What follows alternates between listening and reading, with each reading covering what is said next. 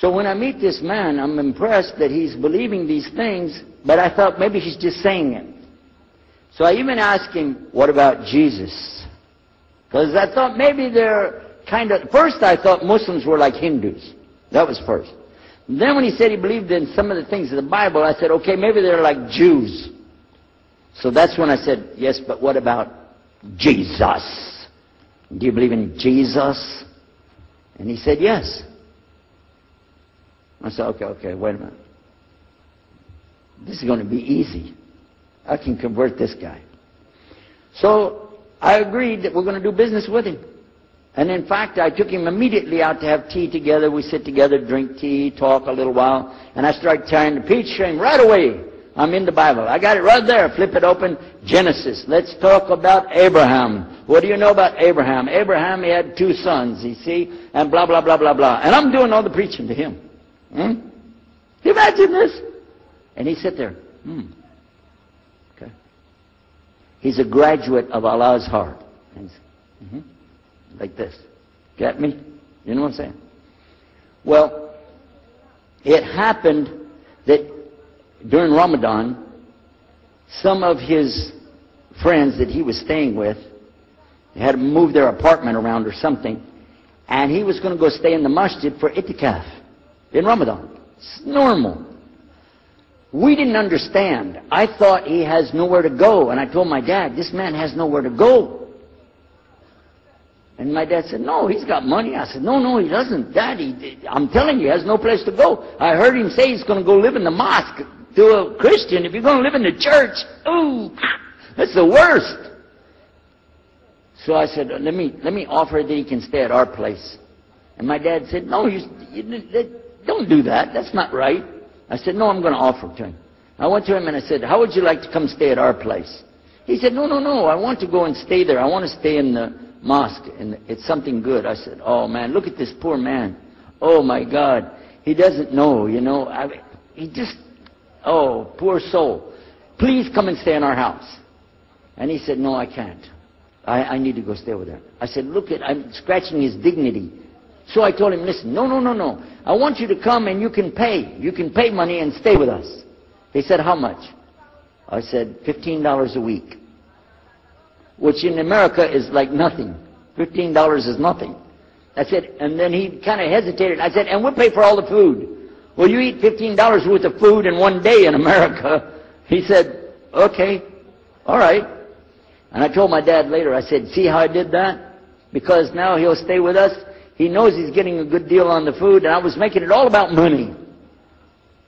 Well, I didn't know he wanted to come and stay with us. He wanted to learn about how are Americans and how is the dawah going to be. What do we believe? Especially people who are preaching.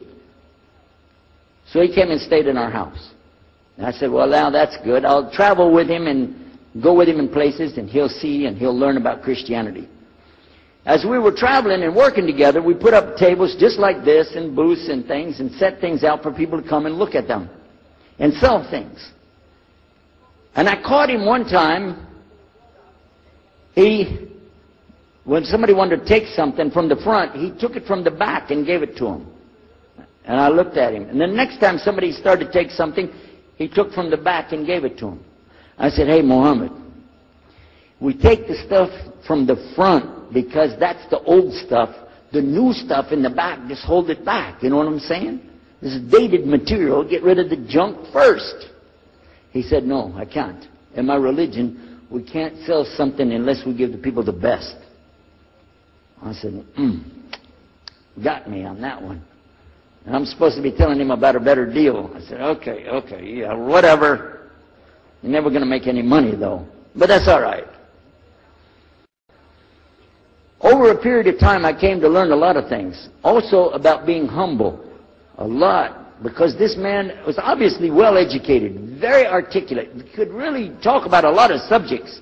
In fact, I tried to debate with him about many things, but he was so wise and well-educated that he could see what I was doing, and he would take it easy and let me win every debate. I could win any debate with him if he wanted me to. But if he wanted me to lose, I was going to lose. This was how well he could handle. Now what happened, one of the preachers that I knew, another preacher, who used to carry a big cross and walk down the street so people would stop and talk to him about religion, he had a heart attack and he went to the hospital. So I went to the hospital to visit him, and when I was visiting him, I met another man in the hospital who was in a wheelchair. This gentleman had a problem. He didn't want to talk to anybody. And I told him, let me witness to you. Let me share the message of Jesus with you. So I took out my Bible, and again, I started telling him about a prophet, Prophet Yunus, alayhi salam. And I'm telling them, look at Jonah. He's in the belly of the whale. He's in the sea. He's down there like this, and who knows how long. And suffering like this, you don't have as big a problem as that. And God saved him, so he could save you too. He said, didn't want to talk to me. I asked him, what's your name? You don't want to tell me. Where are you from? He said, I'm from Venus. So what's that? Well, we do have, there is a Venus, Texas, by the way. But he said, you know, he's from another planet. So I kept, each time I would go, I would talk to him, witness to him.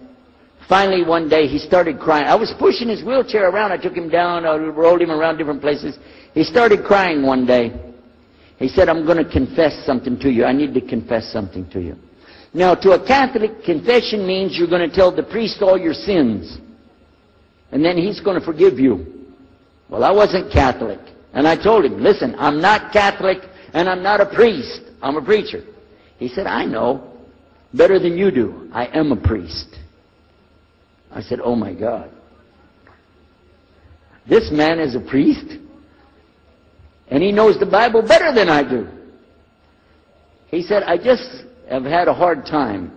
I've been here and having heart attacks, and I've been having problems and everything, and trying to figure out a lot of things. He said, I'm sorry I took it out on you. I really am. I apologize. And he started crying. And when he started crying, I felt sorry, you know. I hugged him. I said, it's okay. One day I went to the hospital, and my friend was gone. So I started visiting with the priest. And that happened one time I went to visit him at the hospital, and he was gone. And I asked him, where did he go? They said he went home. I said, home? He's a missionary priest from South America. How did he go home? She said, I don't know, he's not here. I'm sure his family. I said, he has no family. I know him personally. He has no family. Where did he go? She said, I don't know. We're not responsible for them. I said, well, let me see where he went. You got it in your file? She said, I can't do that. Those are locked up. Nobody can look in the file. And I got in the lady's face and I said, listen to me. This man could die in the street right now, and it's going to be your fault. And you're going to get sued because I'm going to sue you for him. She said, okay, his folder's over there, but I'm not going to watch. I went over and I looked for it, got address where he went. Sure enough, he was in a place where they put people that have no place to go, a shelter. So I went to the shelter and I found him. He was still on crutches. He saw me, he started crying again. He said, please get me out of here, get me out of here. I said, okay, come live at my house. Now, I told you the story so you can see something. Now look, I have 2 visitors in my house. One is a Catholic priest. The other is a Muslim. And I'm thinking I can get the Catholic priest and convert him to be a Protestant. At the same time, I'm going to catch the Muslim and bring him over to Christianity.